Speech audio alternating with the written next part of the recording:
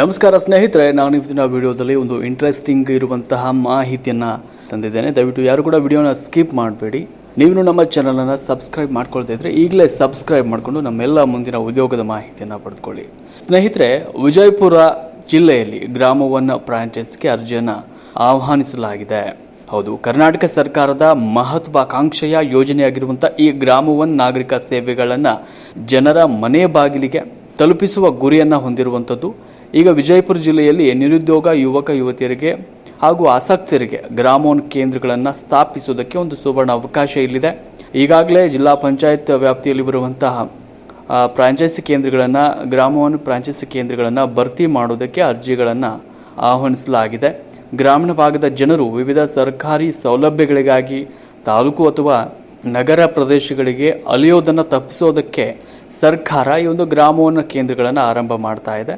ಈ ಕೇಂದ್ರಗಳ ಮೂಲಕ ಕಂದಾಯ ಇಲಾಖೆ, ಸಮಾಜ ಕಲ್ಯಾಣ ಇಲಾಖೆ ಹಾಗೂ ಅಟಲ್ಜಿ ಜನಸ್ನೇಹಿ ಕೇಂದ್ರದಂತಹ ಹಲವಾರು ಸೇವೆಗಳನ್ನು ಒಂದೇ ಸೂರಿನಡಿ ನೀಡಲಾಗುತ್ತೆ. ಇದರಿಂದ ಸಾರ್ವಜನಿಕರ ಸಮಯ ಮತ್ತು ಹಣ ಎರಡೂ ಕೂಡ ಉಳಿತಾಯವಾಗುತ್ತೆ. ಜಿಲ್ಲಾಧಿಕಾರಿಗಳ ಕಚೇರಿ ಪ್ರಕಟಣೆಯ ಪ್ರಕಾರ ವಿಜಯಪುರ ಜಿಲ್ಲೆಯ ನಿರ್ದಿಷ್ಟ ಗ್ರಾಮಗಳಲ್ಲಿ ಗ್ರಾಮ ಒನ್ ಕೇಂದ್ರಗಳನ್ನು ಸ್ಥಾಪಿಸುವುದಕ್ಕೆ ಅನುಮೋದನೆ ಈಗ ದೊರೆತಿದೆ.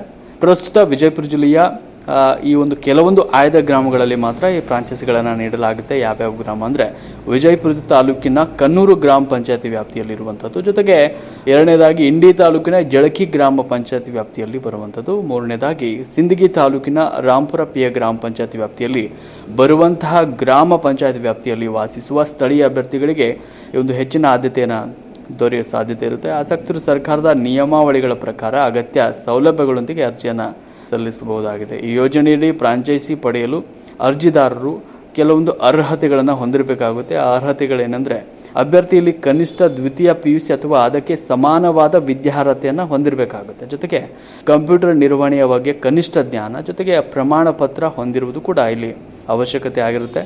ಇನ್ನು ಅಭ್ಯರ್ಥಿಯು ಆಯಾ ಗ್ರಾಮ ಪಂಚಾಯತಿಯ ನಿವಾಸಿ ಆಗಿರಬೇಕು. ಇದು ತುಂಬ ಸ್ಥಳೀಯರಿಗೆ ಆದ್ಯತೆಯನ್ನು ನೀಡಲಾಗುತ್ತೆ. ಇಲ್ಲಿ ಆ ಗ್ರಾಮ ಪಂಚಾಯತ್, ನೀವು ಯಾವ ಒಂದು ಫ್ರಾಂಚೈಸಿ ಪಡಿತಾ ಇದ್ದಾರೆ, ಯಾವ ಗ್ರಾಮ ಪಂಚಾಯತಿ ವ್ಯಾಪ್ತಿಯ ಫ್ರಾಂಚೈಸಿ ಪಡಿತಾ ಇದ್ದೀರಾ, ನೀವು ಅಲ್ಲಿಯ ಸ್ಥಳೀಯ ನಿವಾಸಿ ಆಗಿರಬೇಕು. ಜೊತೆಗೆ ಕೇಂದ್ರವನ್ನು ನಡೆಸಲು ಕನಿಷ್ಠ 100ರಿಂದ 200 ಚದರ ಅಡಿ ವಿಸ್ತೀರ್ಣದ ಸ್ವಂತ ಅಥವಾ ಬಾಡಿಗೆ ಕಟ್ಟಡ ನೀವು ಹೊಂದಿರಬೇಕಾಗುತ್ತೆ. ಜೊತೆಗೆ ಸಾರ್ವಜನಿಕರಿಗೆ ಸುಲಭವಾಗಿ ತಲುಪುವಂತಹ ಸ್ಥಳದಲ್ಲಿ ನಿಮ್ಮ ಒಂದು ಕೇಂದ್ರ ಇರಬೇಕು. ಇನ್ನು ಕೇಂದ್ರ ಸ್ಥಾಪನೆಗೆ ಯಾವ್ಯಾವ ಮೂಲ ಸೌಕರ್ಯಗಳು ಬೇಕು ಅನ್ನೋದ್ರ ಬಗ್ಗೆ ಮಾಹಿತಿಯನ್ನು ನಾನು ಕೊಡ್ತೇನೆ. ಗ್ರಾಮ ಒನ್ ಫ್ರಾಂಚೈಸಿ ಪಡೆದವರು ತಮ್ಮ ಕೇಂದ್ರದಲ್ಲಿ ಕೆಲವು ತಾಂತ್ರಿಕ ಉಪಕರಣಗಳನ್ನು ಹೊಂದಿರಬೇಕಾಗುತ್ತೆ. ಏನಂದರೆ, ಕನಿಷ್ಠ ಒಂದು ಡೆಸ್ಕ್ಟಾಪ್ ಕಂಪ್ಯೂಟರ್ ಅಥವಾ ಲ್ಯಾಪ್ಟಾಪ್ ನೀವು ಹೊಂದಿರಬೇಕು. ಜೊತೆಗೆ ಉತ್ತಮ ಗುಣಮಟ್ಟದ ಇಂಟರ್ನೆಟ್ ವ್ಯವಸ್ಥೆ ಇರಬೇಕು. ಬಯೋಮೆಟ್ರಿಕ್ ಸ್ಕ್ಯಾನರ್ಗಳು ನಿಮ್ಮ ಹತ್ರ ಇರಬೇಕು. ಪ್ರಿಂಟರ್ ಮತ್ತು ಸ್ಕ್ಯಾನರ್ಗಳ ಸೌಲಭ್ಯ ಕೂಡ ಇರಬೇಕು. ಜೊತೆಗೆ ನಿರಂತರ ವಿದ್ಯುತ್ ಸಂಪರ್ಕಕ್ಕಾಗಿ ನೀವು UPS ಅಥವಾ ಇನ್ವರ್ಟರ್ ವ್ಯವಸ್ಥೆ ಕೂಡ ಮಾಡಿಕೊಳ್ಬೇಕಾಗುತ್ತೆ. ಇನ್ನು ಸಾರ್ವಜನಿಕರಿಗೆ ಕುಳಿತುಕೊಳ್ಳೋದಕ್ಕೆ ಆಸನದ ವ್ಯವಸ್ಥೆ ಕೂಡ ನೀವು ಹೊಂದಿರಬೇಕಾಗುತ್ತೆ. ಇನ್ನು ಇದಕ್ಕೆ ಅಗತ್ಯ ಇರುವಂಥ ದಾಖಲೆಗಳೇನೆಂದರೆ, ಅರ್ಜಿ ಸಲ್ಲಿಸುವ ಸಂದರ್ಭದಲ್ಲಿ ಈ ಒಂದು ದಾಖಲೆಗಳನ್ನು ನೀವು ನೀಡಬೇಕಾಗುತ್ತೆ. ಒಂದನೇದು ಅಭ್ಯರ್ಥಿ ಆಧಾರ್ ಕಾರ್ಡ್ ಇರಬೇಕು. ಎರಡನೇದು ಇತ್ತೀಚಿನ ನಿಮ್ಮ ಭಾವಚಿತ್ರ. ಮೂರನೇದಾಗಿ ದ್ವಿತೀಯ PUC ಅಂಕಪಟ್ಟಿ ಅಥವಾ ವಿದ್ಯಾರ್ಹತೆಯ ದಾಖಲೆಗಳನ್ನು ಹೊಂದಿರಬೇಕಾಗುತ್ತೆ. ಇನ್ನು ವಾಸಸ್ಥಳದ ದೃಢೀಕರಣ ಪತ್ರ ಹೊಂದಿರಬೇಕಾಗುತ್ತೆ. ಪೊಲೀಸ್ ಇಲಾಖೆಯಿಂದ ಪಡೆದ ನಡತೆ ಪ್ರಮಾಣ ಪತ್ರ ಕೂಡ ನೀವು ಹೊಂದಿರಬೇಕಾಗುತ್ತೆ. ಕಂಪ್ಯೂಟರ್ ತರಬೇತಿ ಪಡೆದ ಪ್ರಮಾಣ ಪತ್ರ, ಜೊತೆಗೆ ಪ್ಯಾನ್ ಕಾರ್ಡ್ ಮಾಹಿತಿಯನ್ನು ಕೂಡ ನೀವು ಇಲ್ಲಿ ಹೊಂದಿರಬೇಕಾಗುತ್ತೆ. ಅರ್ಜಿಯನ್ನು ಸಲ್ಲಿಸುವ ವಿಧಾನ ಮತ್ತು ಕೊನೆಯ ದಿನಾಂಕದ ಬಗ್ಗೆ ನೋಡ್ತಾ ಹೋದರೆ, ಅರ್ಹ ಅಭ್ಯರ್ಥಿಗಳು ಕೇವಲ ಇಲ್ಲಿ ಆನ್ಲೈನ್ ಮೂಲಕ ಅರ್ಜಿಯನ್ನು ಸಲ್ಲಿಸೋದಕ್ಕೆ ಅವಕಾಶವಿದೆ. ಜಿಲ್ಲಾಡಳಿತ ನಿಗದಿಪಡಿಸಿರುವ ಅಧಿಕೃತ ಪೋರ್ಟಲ್ ಮೂಲಕ ನಿಮ್ಮ ಮಾಹಿತಿಗಳನ್ನು ಭರ್ತಿ ಮಾಡಬೇಕು.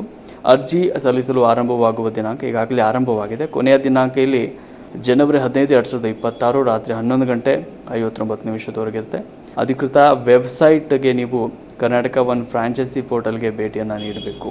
ಇನ್ನು ಗ್ರಾಮವನ್ನು ಒಂದು ಇದರಿಂದ ನಿಮಗೆ ಅನೇಕ ಸೇವೆಗಳಲ್ಲಿ ಸಿಗುವಂಥದ್ದು ಇರುತ್ತೆ. ಯಾಕಂದರೆ ಇಲ್ಲಿ ನೀವು ಗ್ರಾಮವನ್ನು, ಇದು ಗ್ರಾಮೀಣ ಮಟ್ಟದ ಪ್ರದೇಶದಲ್ಲಿರುವಂಥದ್ದು. ಗ್ರಾಮೀಣ ಭಾಗದ ಜನರಿಗೆ ಅನುಕೂಲವಾಗುವ ದೃಷ್ಟಿಯಿಂದ ಇಲ್ಲಿ ನಿಮಗೆ ಗ್ರಾಮ ಒನ್ ಫ್ರಾಂಚೈಸಿಯನ್ನು ನೀಡ್ತಾ ಇದ್ದಾರೆ. ನೀವು ಗ್ರಾಮದ ಜನರಿಗೆ ಎಲ್ಲ ರೀತಿಯ ಒಂದು ಸೇವೆಗಳನ್ನು ಒದಗಿಸಬೇಕಾಗುತ್ತೆ. ಇದಕ್ಕೆ ಸಂಬಂಧಪಟ್ಟಂತಹ ಅಧಿಕೃತ ವೆಬ್ಸೈಟ್ ಲಿಂಕನ್ನು ನಾನು ಡಿಸ್ಕ್ರಿಪ್ಷನಲ್ಲಿ ನೀಡಿದ್ದೇನೆ. ಅರ್ಜಿಯನ್ನು ಸಲ್ಲಿಸಿ, ಎಲ್ಲರಿಗೂ ಒಳ್ಳೆಯದಾಗಲಿ. ಹೀಗೆ ಇನ್ನೂ ಇಂತಹ ಮಾಹಿತಿಗಳ, ಸರ್ಕಾರದ ಮಾಹಿತಿಗಳನ್ನು ಪಡೆಯುವುದಕ್ಕೆ ನೀವು ನಮ್ಮ ಚಾನಲನ್ನು ಸಬ್ಸ್ಕ್ರೈಬ್ ಮಾಡಿ. ಇನ್ನು ಗ್ರಾಮೋನ್ನತ ಕೇಂದ್ರದಿಂದ ನಿಮಗೆ ಅನೇಕ ಸೇವೆಗಳಿಲ್ಲ. ಆದಾಯ ಮತ್ತು ಜಾತಿ ಪ್ರಮಾಣ ಪತ್ರಗಳು, ವೃದ್ಧಾಪ್ಯ ವೇತನ ಮತ್ತು ವಿಧವಾ ವೇತನದ ಅರ್ಜಿಗಳು, ಪಡಿತರ ಚೀಟಿಗೆ ಸಂಬಂಧಪಟ್ಟ ಸೇವೆಗಳು, ವಿವಿಧ ಇಲಾಖೆಗಳ ವಿದ್ಯಾರ್ಥಿ ವೇತನದ ಅರ್ಜಿಗಳು, ಬಸ್ ಮತ್ತು ರೈಲು ಟಿಕೆಟ್ ಬುಕಿಂಗ್ ಸೌಲಭ್ಯ ಕೂಡ ಇರುತ್ತೆ. ಬ್ಯಾಂಕಿಂಗ್ ಸೇವೆಗಳು ಮತ್ತು ವಿಮಾ ಸೌಲಭ್ಯಗಳು, ಇವೆಲ್ಲ ಸೇವೆಗಳನ್ನು ನೀವು ಅಲ್ಲಿನ ಸ್ಥಳೀಯರಿಗೆ ನೀವು ಒದಗಿಸುವಂಥ ಸೇವೆಯನ್ನು ನೀಡಬೇಕಾಗುತ್ತೆ. ಇದಾಗಿತ್ತು ಈ ಒಂದು ಕ್ಷಣದ ವಿಶೇಷ ಮಾಹಿತಿ. ಇನ್ನಷ್ಟು ವಿಶೇಷ ಉದ್ಯೋಗದ ಮಾಹಿತಿ ಮತ್ತು ಸರ್ಕಾರಿ ಯೋಜನೆಗಳ ಮಾಹಿತಿಯನ್ನು ಪಡೆದುಕೊಳ್ಳಲು ಈಗಲೇ ನಮ್ಮ ಚಾನಲನ್ನು ಸಬ್ಸ್ಕ್ರೈಬ್ ಮಾಡಿ.